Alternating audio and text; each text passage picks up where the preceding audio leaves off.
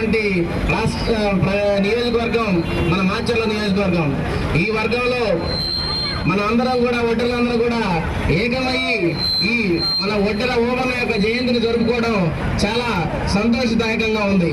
అయితే ఇక్కడ నేను ఒక్క విషయం ప్రత్యేకంగా చెప్పదలుచుకున్నాను. మనకి ఐక్యత లేదు అనేటువంటి విషయం జనాలందరూ కూడా అనుకుంటూ ఉన్నారు. కానీ అది కొంతవరకు నిజమైనప్పటికీ కూడా కాదు, మనందరం ఐక్యంగానే ఉన్నాము అని చెప్పి నిరూపించుకోవడానికి ఇది మంచి సదవకాశం.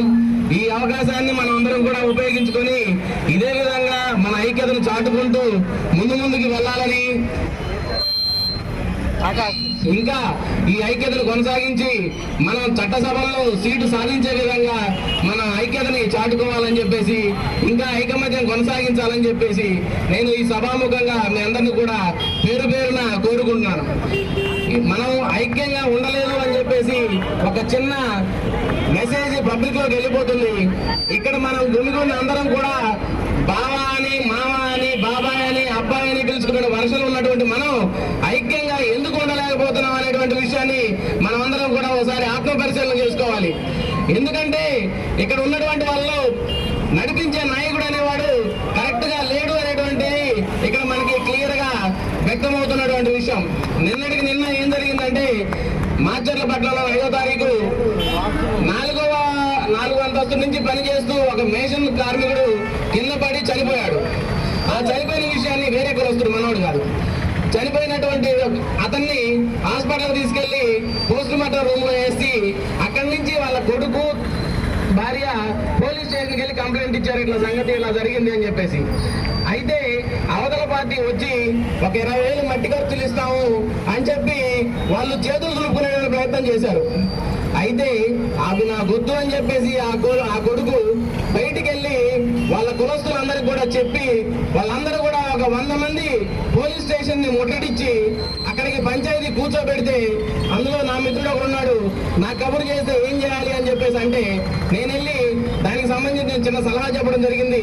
దాని ద్వారా వాళ్ళు 10 లక్షలు డిమాండ్ చేస్తే ఆ విషయం వాళ్ళు 5 లక్షలకు సెటిల్ చేసుకున్నారు. ఈ సందర్భంగా మనందరికీ నేను తెలియజేసేది ఏంటంటే, ఒక విషయం గురించి ఒక 100 మంది పోరాటం చేస్తే ఒక రకంగా ఉంటుంది, ఒక్కడు పోరాటం చేస్తే ఒక రకంగా ఉంటుంది, ఒక 10 మంది పోరాటం చేస్తే ఒక రకంగా ఉంటుంది. ఇప్పుడు మన ఆత్మ పరిశీలన చేసుకోవాలి.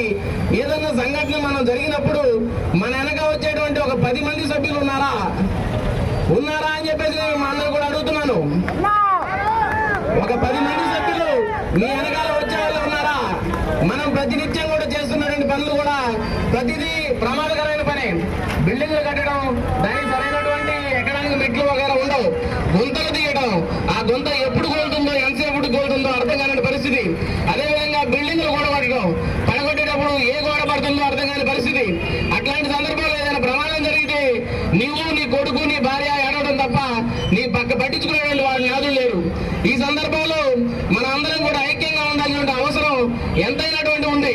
కానీ ఇక్కడ మనం ఎందుకు ఐక్యంగా ఉండలేకపోతున్నాం ఈ విషయాన్ని మనందరం కూడా ఆత్మపరిశీలన చేసుకోవాలి. ఇందులో ఒకటి సొమ్ము ఒకటి తినేదేమీ లేదు, కానీ ఒకటి చెప్తే ఒకటి వినేదేంది అనేటువంటి ఒక ఈగో వల్ల ఐక్యంగా ఉండలేకపోతున్నాం. మాచర్లపట్నంలో అత్యధిక జనాభా ఉన్నటువంటి మన కులం మాచర్లపట్నాన్ని శాసించే స్థాయిలో ఉంది.